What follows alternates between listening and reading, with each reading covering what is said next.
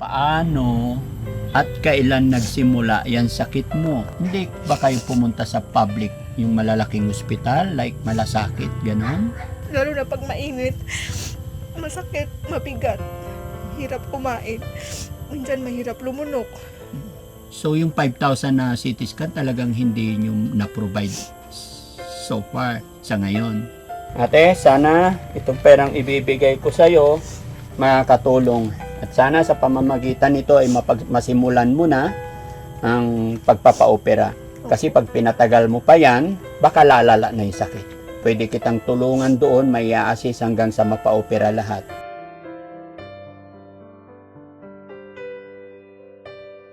Daddy Frankie, ngayon ay tumulong, kaagapay mo.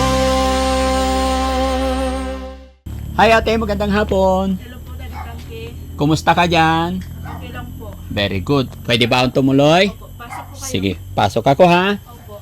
Yan. Upo ako. Opya. Kumusta ka dito ate? Okay lang po. Anong pangalan mo? Shaira po, Shaira. Ilang taong ka na? 30.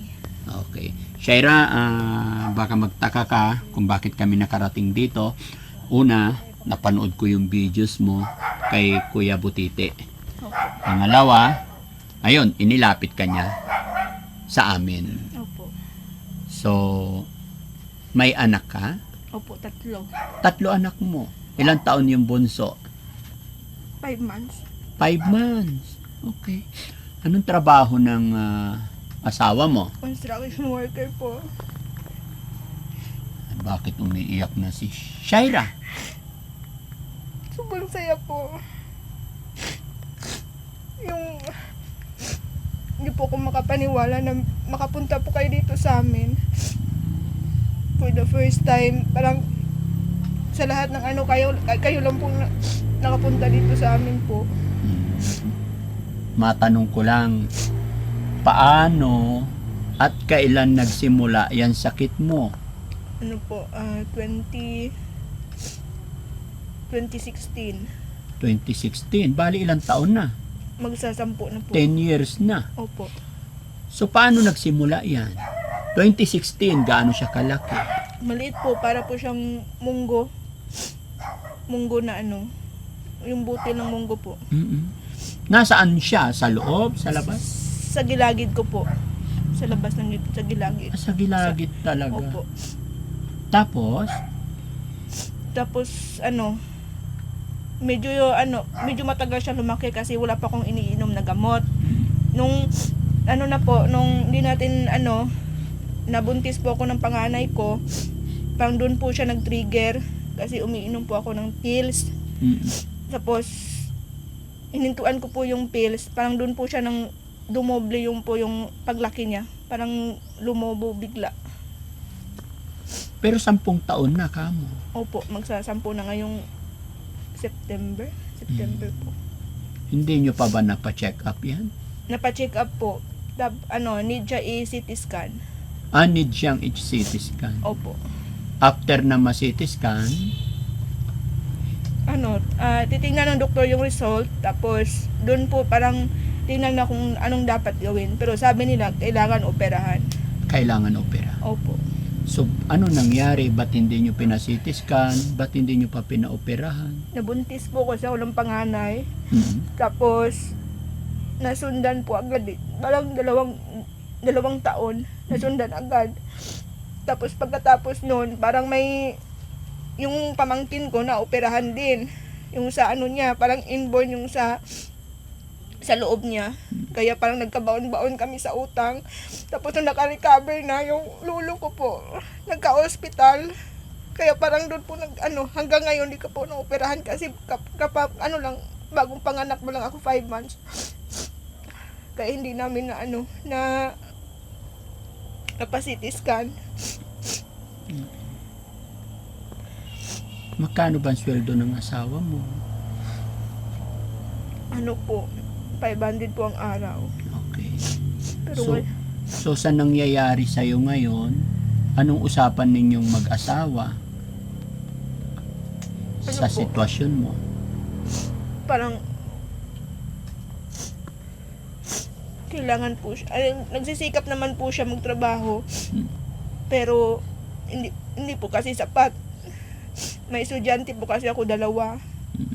Tapos ang pangbigas namin, pang ulam, kulang po talaga. Saan ospital ka nagpupunta?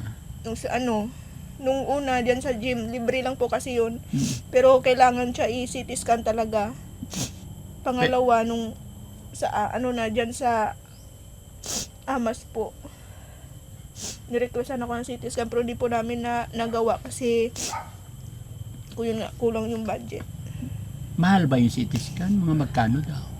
5K ata. Okay. Pag natapos ang CT scan, saka mauoperahan ka na. Or panibagong schedule ulit. Schedule pa po. Hindi ba kayo pumunta sa public, yung malalaking ospital, like Malasakit, ganon? Hindi pa po. Kasi, ang kaya nga yung mga may darating na yung mga problemang hindi inaasahan. Sa bagay. Kaya ganon. Opo. Pero decided ka Gusto na ko magpa-opera. Opo. Gaano ka-decided?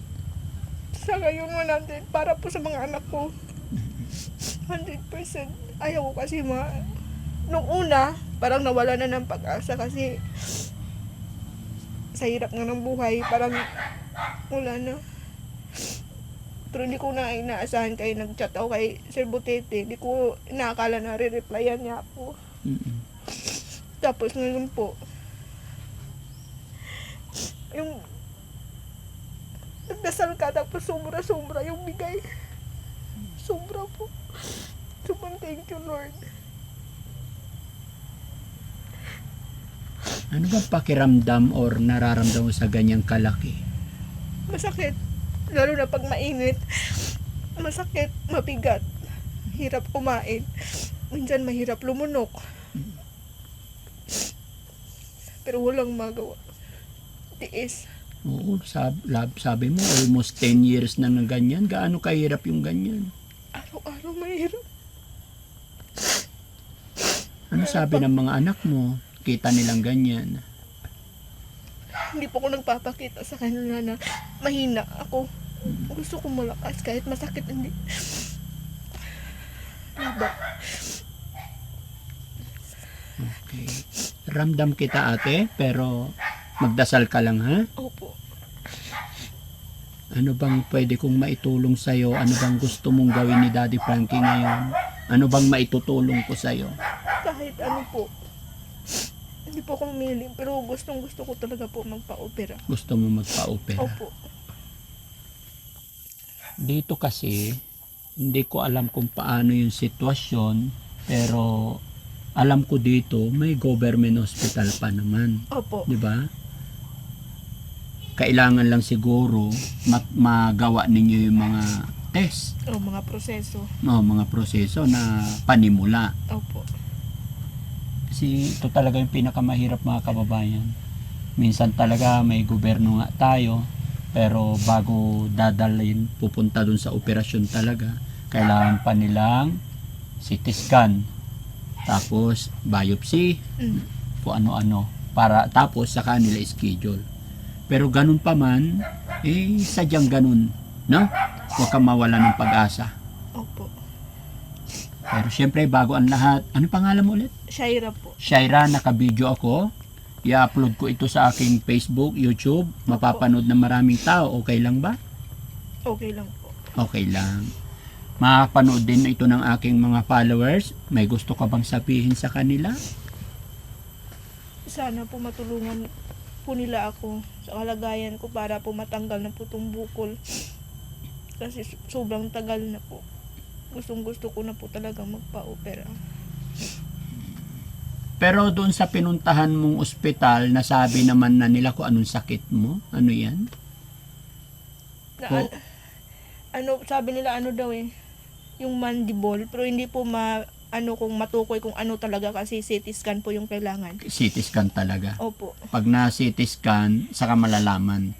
Doon, after ng CT scan, doon ba malalaman kung uoperahan na or paano ba? kay balik po kami. Pag na-CT scan na po, balik po kami, patingin yung result. Tsaka doon na po titingnan nila kung anong gagawin, anong dapat gawin. Okay. So yung mag-oopera naman sa'yo, government hospital naman na. Opo. Hindi na ganoon kalaki ang gastos. Hindi na po, yung mga pang-allowance na lang po. Pang-allowance na Opo. lang. Okay.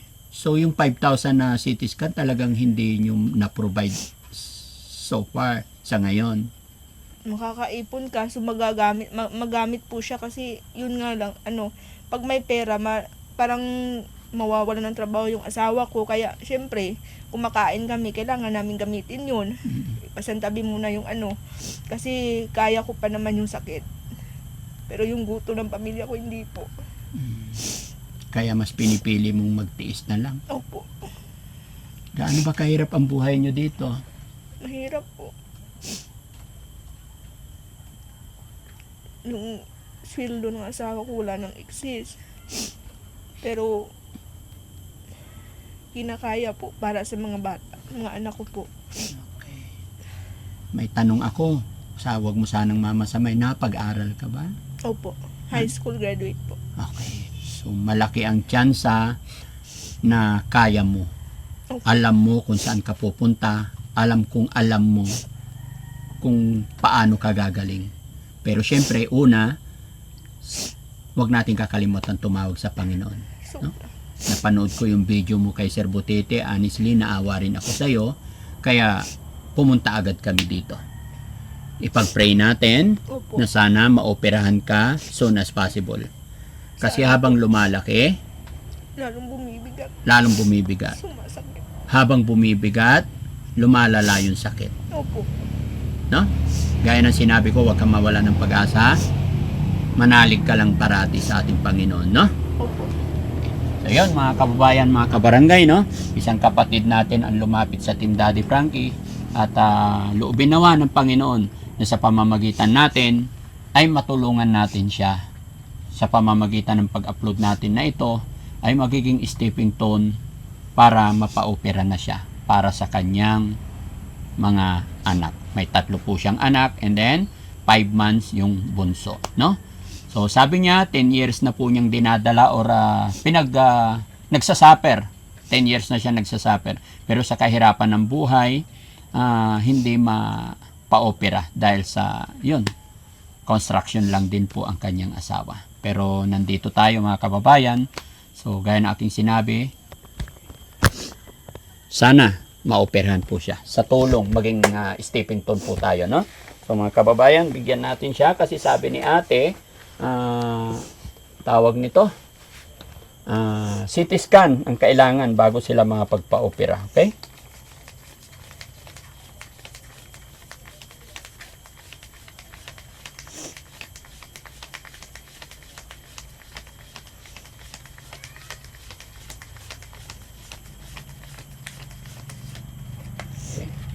Ate, sana itong perang ibibigay ko sa iyo makakatulong.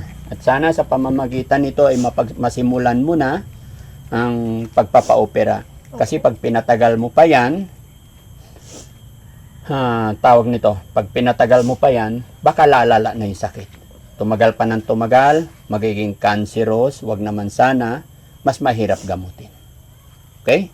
Pwede naman sana kitang tulungan kung nandoon ka sana sa Makati. Sana. Pwede kitang tulungan doon, may i-assist hanggang sa mapa-opera lahat. Although, ikaw, kung decided ka, kung makakapunta ka doon, tutulungan kita hanggang mapa-operahan.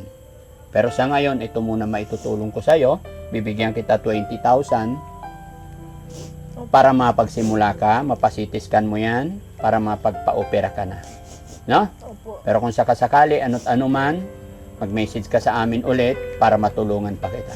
Ate, ayaw kong mahulian lahat kasi bata ka pa. Sana itong perang ito'y gamitin mo sa pagpapa-opera mo. Okay? Opo. Bilangin natin. 1, 2, 3, 4, 5, 6, 7, 8, 9, 10, 11, 12, 13, 14, 15, 16, 17, 18, 19, 20,000.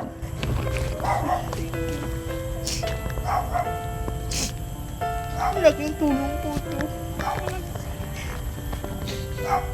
Maraming salamat po, Daddy Frankie. Laban lang. Magdasal ka lang. Parating. Hindi ka pababayaan ng Panginoon, no? Thank you, Lord. Pagsubok lang sa'yo yan. Grabe. Grabing pagsubok. Ha? Thank you po. Huwag kang mawala ng pag-asa, ha? Opo. Pagsubok lang ng Panginoon yan. Hindi ibibigay ni God Pag di kaya. ng isang bagay na hindi mo kaya. No? At lagi mong tatandaan, habang tayo nabubuhay, may pag-asa. Every morning na nagigising ka, ibig sabihin, Blessing. may plano pa si God sa'yo. Kaya every time na nagigising ka, lagi lang tayo magpapasalamat kay God, okay? Opo. Anong masasabi mo na nakarating ang Team Daddy Frankie dito sa inyo? Sobrang saya po. Naasahan mo ba makakarating ako dito? Hindi po. Pero kilala mo ang Daddy Frankie team. Opo. Napapalo ako. Nakasubaybay kay Kuya Oliver. Salamat. Inaasahan mo na yung mga ganito na makakarating? Hindi talaga. 30 years para ngayon na. Oo. Sobrang saya. Hindi ka ba nakalapit sa mga wala ba nakatulong dito sa iyo?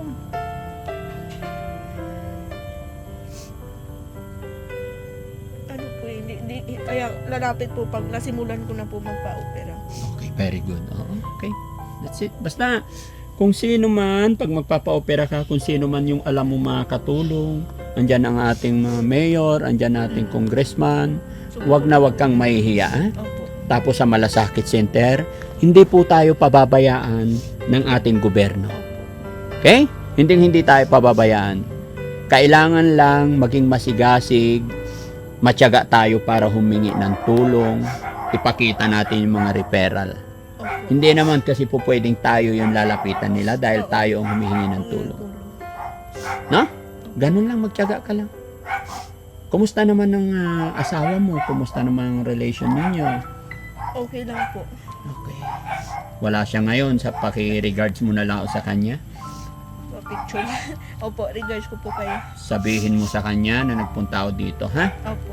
At yun, masaya ako na nakaabot ako ng kaunting tulong. Malaking tulong po. Malaking tulong. Sobrang laki. Sobrang salamat. Thank you po, Daddy. Thank you. Walang anuman. Thank you kay God. Thank you, Lord. Nakaiyak mga kababayan, alam niyo po. Parang nadaanan ko rin or parang pinagdaanan ko rin yung ganitong problema. Hindi mo alam kung saan ka lalapit at hindi mo alam kung saan ka magsisimula. Pag may mga ganitong nanay, ganito tayong mga kapatid, nadudurog din po yung puso ko. At ngayon nagkaroon ako ng pagkakataon para tulungan sila. Gusto kong gawin yung best ko na matulungan para malagpasan nila yung mga pagsubok na to. Kaya ako laging nagpapasalamat una sa ating Panginoon dahil sa aking dahil sa naging karanasan ko noon, pag may nakikita ako ng mga ganito, ramdam ko kaagad. Kaya hindi ko matiis mga kababayan na hindi gawin yung aking makakaya. No? Kaya salamat po sa inyo lahat mga kababayan, sa lahat ng walang sawang sumusuporta sa Team Daddy Frankie, sa lahat po na nag-share ng mga upload videos namin, sa mga hindi nag-i-escape ng ads. Kayo po ang dahilan kung bakit nakatulong na naman tayo. Dahil sa pamamagitan ng pag-share ninyo na upload videos natin, hindi nyo pag-escape ng ads, dyan po kami kumukuha ng pantulong or ibibigay na tulong sa kanila. Kaya salamat po sa inyo. Kayo po ang dahilan. Kayo po ang rason. Sana hindi kayo magsawa. Okay, ate, anong masasabi mo sa ating mga viewers? Isa rin po silang nakatulong sa'yo.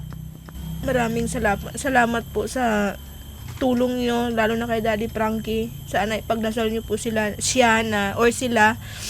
na bigyan sila ng maging maayos palagi yung lakad nila, tsaka malusog para iwas sila sa sakit. Para marami pa po silang matulungan. Yun lang po. Okay. So, mag-i-start ka na ng proseso para mapaoperahan ka? Opo. Kailan ka magsisimula? Baka sa susunod na araw po kasi bukas, kung baka bukas na rin po. Okay, very good. Basta Bukas ingat na ka na bukas. lang ha. At malalaman ko na lang ang update siguro. Baka pasyalan ka rin din ni Sir Butite. Kasi mga kababayan, yung contract ng Team Daddy Frankie dito sa Mindanao is isang buwan lang. Gustong gusto ko pa pong mag-stay dito dahil alam ko napakarami pa tayong mga kababayan na gustong makita si Daddy Frankie. Gusto kong makasalamuha pa. Pero sadyang ganun talaga mga kababayan dahil nandoon ang negosyo o hanap buhay ng ang inyong lingkod, nandoon din ang aking mga anak na nag-aaral. Pero hindi po ibig sabihin ay hindi nababalik si Daddy Frankie. Gaya ng aking sinabi, si God lang po ang nakakalam. At loobin sana ni God na makabalik pa si Daddy Frankie dito sa Mindanao. Para sa ganun ay mas makatulong pa tayo. Ngayon, ate, makakapagsimula ka na sa pagpapaopera. Loobin nawa ng Panginoon na maging matagumpay ka sa pag-opera mo. Opo. Ilang taon yung panganay mo? 9 years old po. Okay, 9 years old. Alam naman na niya yung hirap na pinagdadaanan mo, di ba? Opo. Although hindi pa ganoon. Pero alam niya, nakikita niya na hirap. Alam niya na hindi normal yung kalagayan mo, yes. So ngayon mapapa-opera ka na or pagsimula ka na, kasi mapapanood ng asawa mo to. After all kasi nangyari or kalagayan mo. Sabi mo okay kayo at inaalagaan ka ng asawa mo. Ano ang mensahe mo sa asawa mo? Nagpapasalamat ako sa kanya kasi sa kabila ng kalagayan ko, din niya po ako iniwan. Tsaka mahal na mahal niya po kami. Inaalagaan niya po kami. Minsan siya po yung nag-aasikaso sa amin. Lalo na pag may mga sakit kami. Tsaka yung mga anak ko. Tsaka yung pagsisikap niya sobra. Sobra na po. Malaking pasasalamat ko kasi sobrang sipag niya. So anong sasabihin mo sa asawa mo ngayon bilang pasasalamat?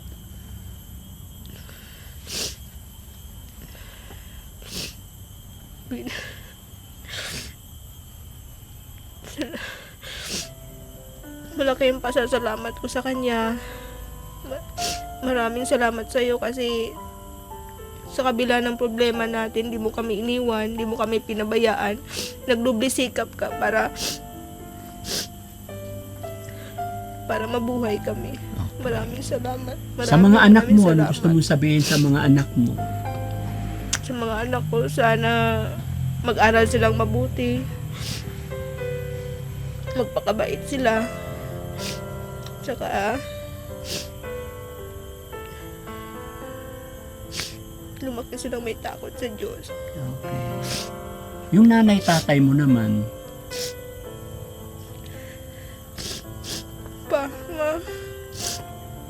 basi kaluyan, magpa-opera ko.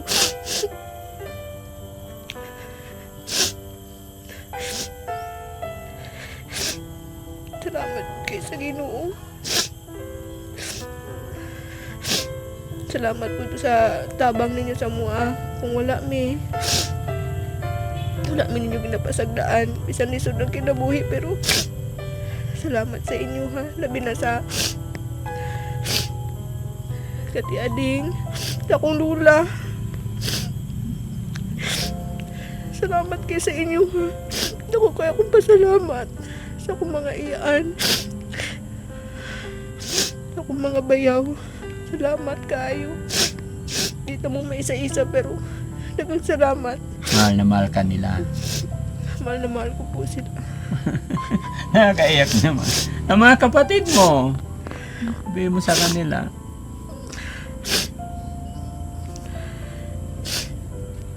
Sa akong mga igsuon. Punta. Nagamping mo pirmi. Hindi nyo pasagdaan yung kagalingon pa di mo maabot sa ingon ani.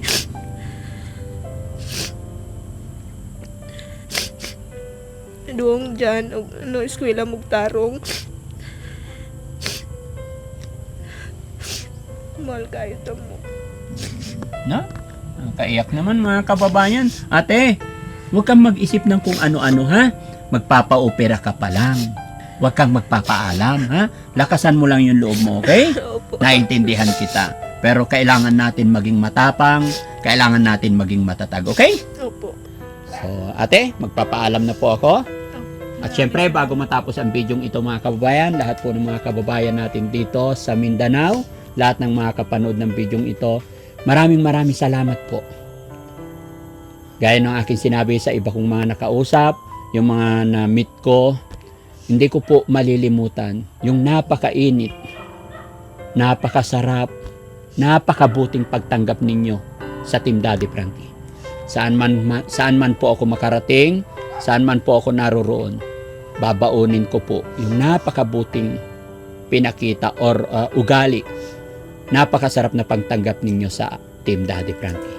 Kaya mabuhay po tayong lahat dito mga kababayan sa Mindanao, Luzon, sa Visayas.